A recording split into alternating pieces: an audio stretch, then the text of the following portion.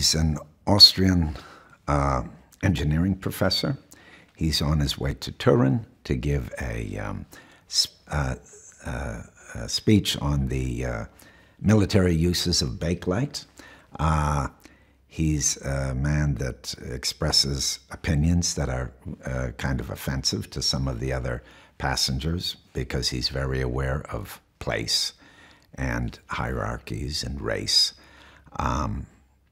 And given that it's 1933 and he's quite buttoned down, quite serious guy, he's someone to watch, and I think he's a pretty good candidate when we're looking for, in this whodunit, he's a good who candidate. The role of the director is paralleled by the role that he's playing in the story, because as the director, he's the circus master, and he's setting the scene, and then he's telling everybody what they need to know, and then going forward in the story. And a similar thing happens in the story itself, because his character really takes hold of the situation and directs the events. So there's a parallel there. And he's quite amazing that him being in and outside of it was very fluid.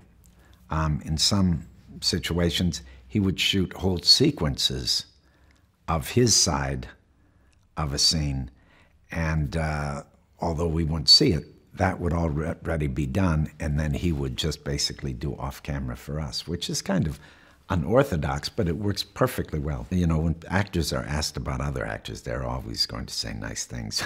But trust me, this is a very good group, and I think it's a testament to Ken's direction and organization and how the production has been run, that it's a group that really gets along together. And since it's an ensemble piece, there's a lot of time where you're around people supporting other people, and you're, I wouldn't say marginal in the scene, but you're not doing the heavy lifting. And that's true of almost all the characters, with the exception of Poirot. So you need a certain kind of patience and a certain kind of willingness to support. So no room for prima donnas.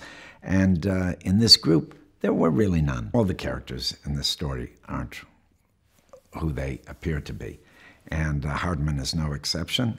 And he clearly, to be an Austrian, he's going to have an Austrian accent. It's 1933.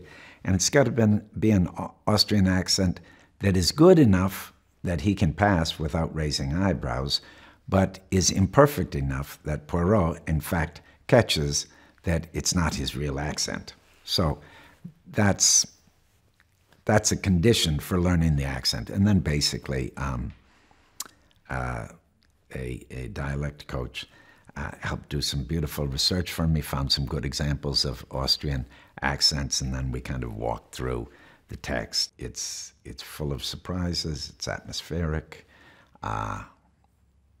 romantic, nostalgic, but also has an edge. It never really, while it has some fun with itself, I don't think it ever goes into kitsch or a goofiness, which I think was one of the things I noticed from the very beginning, and I spoke about with Ken after reading the script, and he was very happy that I understood that.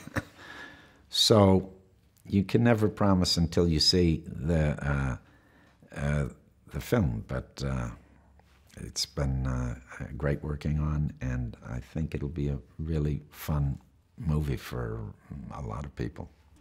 Thanks for checking out Get to the Movies. If you like what you saw, please hit the thumbs up and subscribe button for more great content uploaded every week.